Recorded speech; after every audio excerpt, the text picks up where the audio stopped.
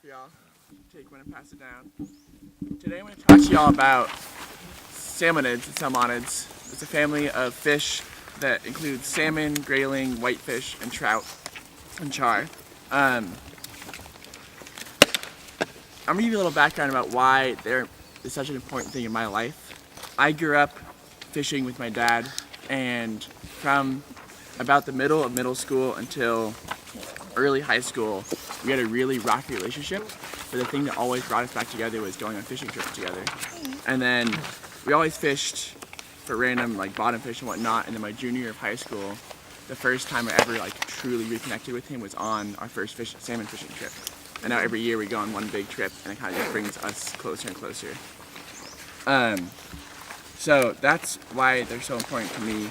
And on that first trip, I witnessed, I sat there for a couple hours at the river and watched the beauty of the fish and watched their spawning cycle. And salmon are fish that are anadromous, which means that they will breed. They are born in freshwater, live in freshwater for a couple months, and then move out to the ocean. And then after 3 or 4 years, they'll cycle back to the same river that they were born in, breed, and then die.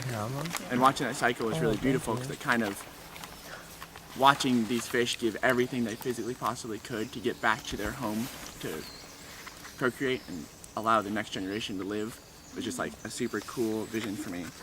So I want y'all to take a couple minutes and just write about or talk to a partner about any being that you have that connection with, anything like that, or just write about your connection to that cycle of trying to get back home, what home means to you. That's a big. Yeah, it's a big question. Whoa. I have two. The question was the kind of two different questions. Either if you have a connection with a being or species that kind of grounds you and brings you back to your family, or kind of writing about that cycle or talking about that cycle of always ending up back at home or trying to get back to whatever home is for you. Douglas firs or red cedar trees, just it's a being. Just because, I don't know, just the green, the evergreen just brings me such comfort, and the color, and then the fact that it's just so sturdy and always there. And I guess I really didn't start to realize that until I moved somewhere where they don't really have a lot of evergreen trees, and you just lose so much life during the winter, but they're still standing there in the winter, living, loving, doing things for everyone. I've always felt really connected to cedars, but I don't identify with them. I don't see. I think we exist in very different cycles, and so I'm able to draw energy from them. But I really identify with a lot of flowering and fruiting plants, in the rose family. So a lot of these triplets and roses, and their thorniness and their impermanence. One more minute. And just the cyclical change in the seasons. Always felt like a plant. I feel like a plant sometimes. I totally know what you mean. Just I don't know, it's hard to explain. I guess you don't really need to explain it,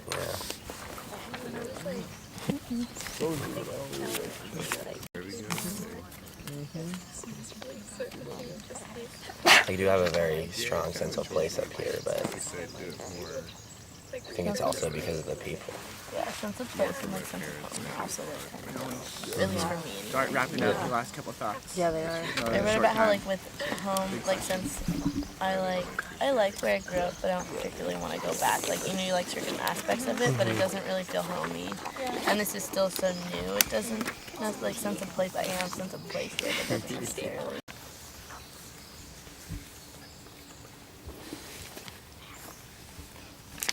I'll go.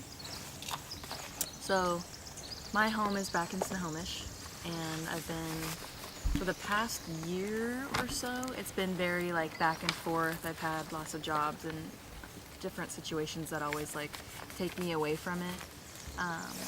And so going back home is always returning to a place of peace and sanctuary we've been working so hard, like, to improve, like, our land and build things and make it better. So it's like a place that you've cultivated and worked so hard on, and you put so much love into it, and it's just really nice going back and being able, like, it kind of like loves you back.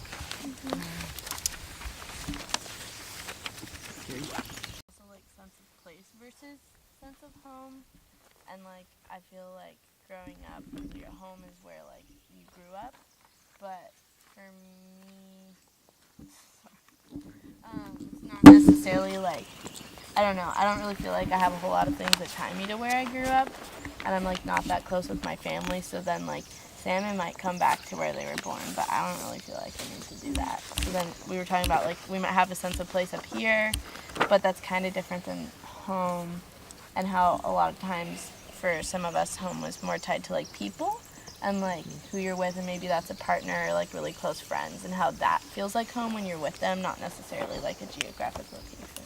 Thanks, Jody. All right, so I've told you why these salmonids are so important to me. I'm gonna break it down a little bit. So salmonids are split into three.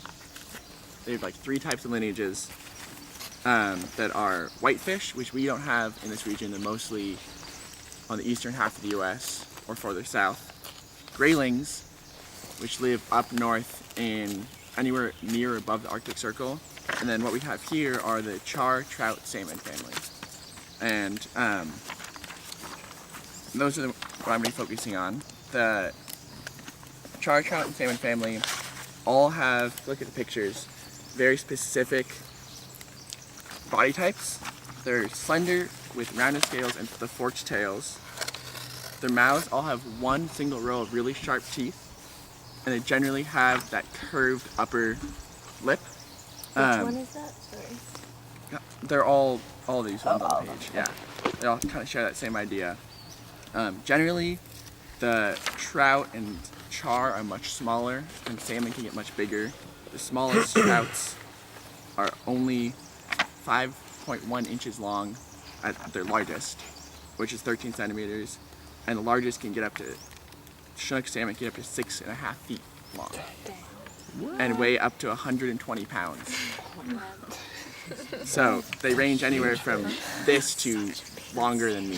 So it really is a family with some major ebbs and flows based on the species. And generally, the salmonids that are stuck in freshwater are a lot smaller. They don't have as much food to eat, and they don't have as much space to live. But the ones that are anadromous, like I mentioned earlier, which is ANADROMOUS, which means that they breed and are born and breed in freshwater and then live most of their life in saltwater. Since they can range anywhere, fish that are born on Whatcom Creek in the middle of downtown will travel all the way to southeast Alaska or all the way down to the southern tip of Oregon in their lifetime, and then travel all the way back up to breed in that river again. And salmonids are one of the most important keystone species within our marine cycle, both for freshwater and for saltwater. For freshwater, the keystone species, because once they breed and die, they provide so much nutrients back to the river. And then they also are keystone species because of all the microorganisms that eat during their cycle, their trip out to the ocean, and then while in the ocean, they eat herring, they eat other small fish, and it kind of just keeps that cycle rolling. The most common ones here, most important for the coastal nations, are the 5 types of salmon. Does anyone think they can name the 5 types of salmon? Pink, silver, king, sockeye, chum. Perfect, yeah. So pink, sockeye, chinook, coho, and chum are the traditional names for them. And here on Lake Whatcom, which there's a hatchery just on the end of Branyon Creek, which we were going to go to but couldn't get it, was a kokanee hatchery, which is just freshwater bound sockeye salmon. So they're slightly smaller, but have that vivid red color that you can see here when they're spawning. So that's a few facts. There's so much I could talk about, fact-wise about salmon, so I kind of felt overwhelmed. So I just gave you the basics. But next, I'm going to read y'all a story by a woman named Donna Jo, who's a member of, how long do salmon stay out in the ocean? Depends on the species. Generally, they are freshwater based for about 6 months to a year, or then ocean based for 3 to 4 years and return. Thank you. I don't, you might have a better answer for that. For the time in the saltwater. Yeah. Yeah, it does depend a lot. Like kings can spend as long as fucking 4 to 6 years, and then pinks maybe 2. But sockeye are kind of different too, because they spend 1 year in a lake, 1 to 2 years in the lake before they spend any time in the saltwater too. Yeah. A lot of variation.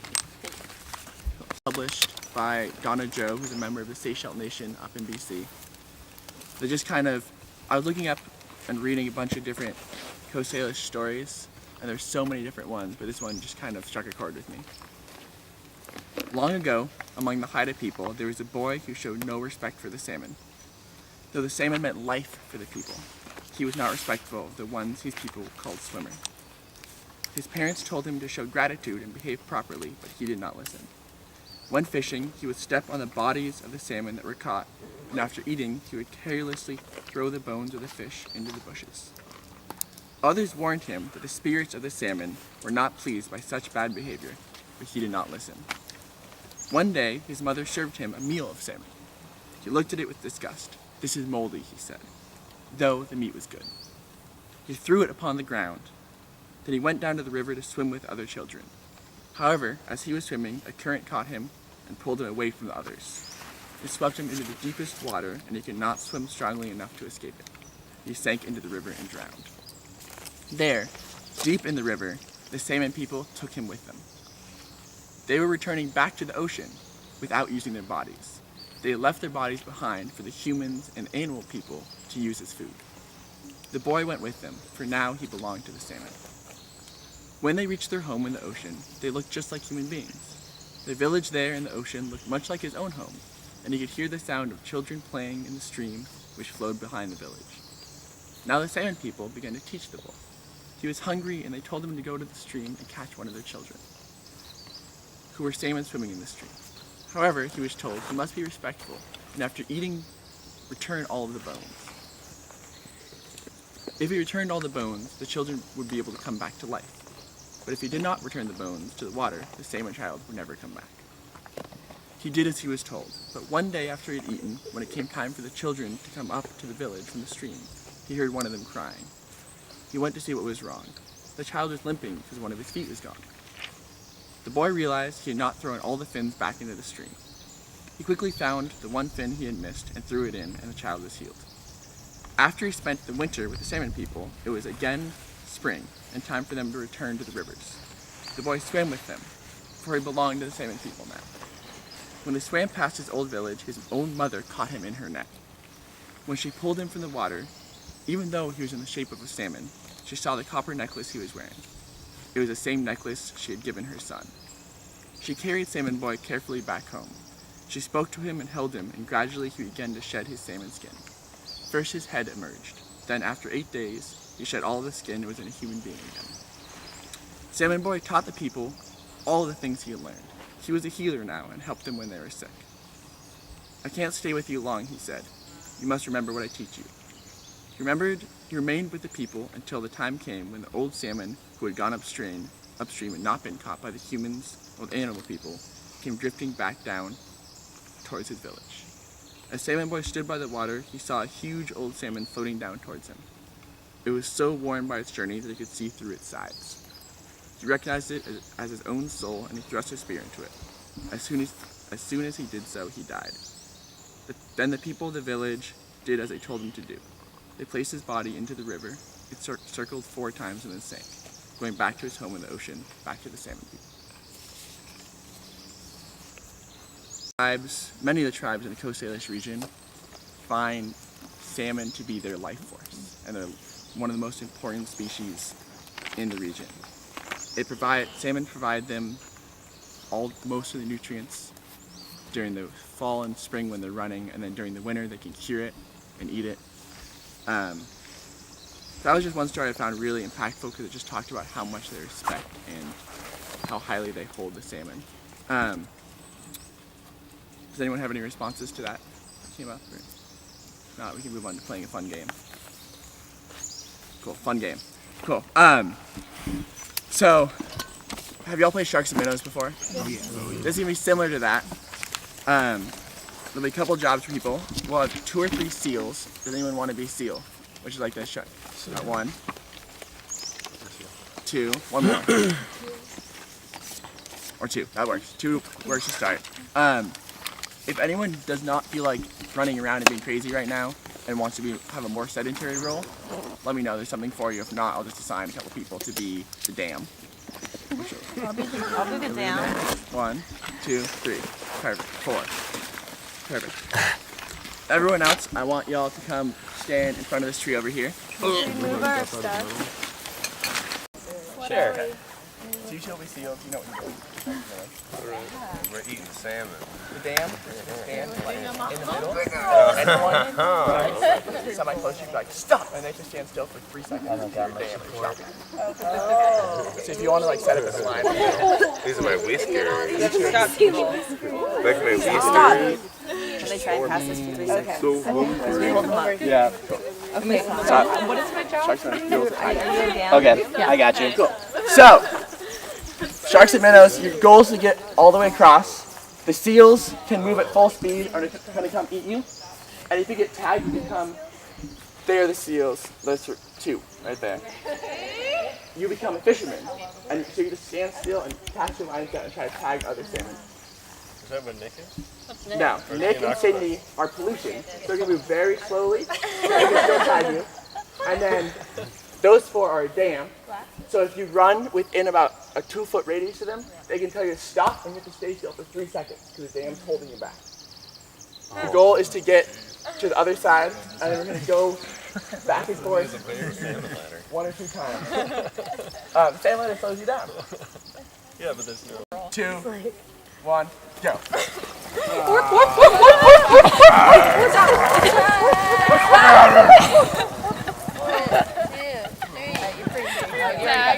Oh Now you all get that? Okay, so I stand still. no. Guys spread out and like they just move I'll over. stand In the middle. Hey Chris, are we supposed to physically stop people? You can just tell them to stop. Oh. What if they don't listen? Spread out. You can be more spread out, yeah. I'm already all the way over. I think we should all go back. I think Fishermen can cast their arms, their lines out. I'm a seal. How many seconds? Who got caught? So if you're a dam, put your arms out like a dam. If you're a fisherman, like just cast your lines around, and then seals will run around and pollution will go slowly. I know. 3, 2, 1, go.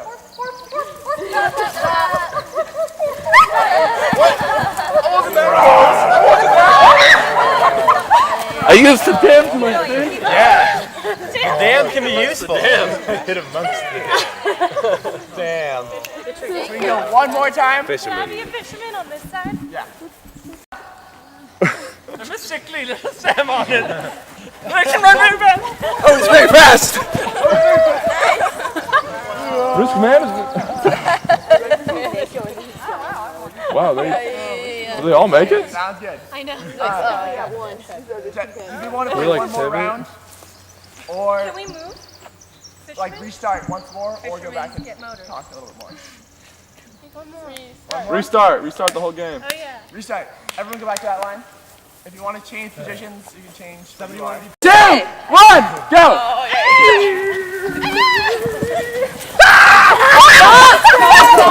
Stop! For how long? Tag me when I'm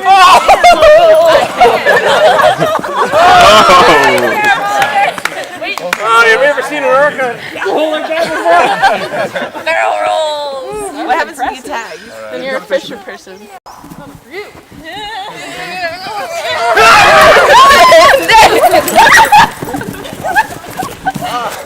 It's so much more satisfying. It's hard being an orca these days. I don't want to get caught. Who's pollution? Get someone Get set. Go. Oh, I'm tired.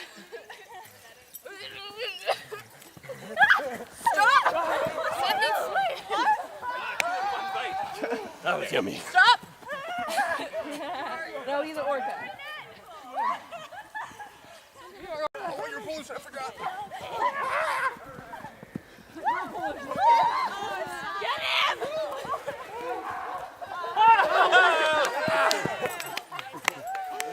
I like the spin move though. I appreciate that. You gotta hit B. B. State of Washington, all 5 species of salmon were designated endangered or threatened. Chum salmon have been historically the most populous species of salmon in the area, and in Hood Canal, because of the dam, 7 of the 16 historical populations are extinct. There's about a 6% decline per year in all salmon populations, and on the Columbia River, 14 of the 16 populations are extinct, with only about 500 salmon occurring annually, compared to hundreds of thousands to millions that occurred traditionally. That's all really sad. And a lot of things like pollution and overfishing and dams that are really damaging the populations. But there's some really easy ways that we all can help as a group and as individuals. Individuals, just think about your everyday actions. Walk or bike instead of drive.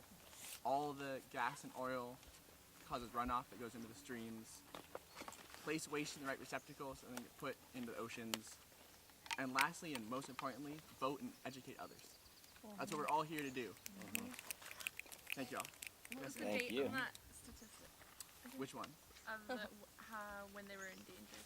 2014. So it's And what's the status of that now, do you know?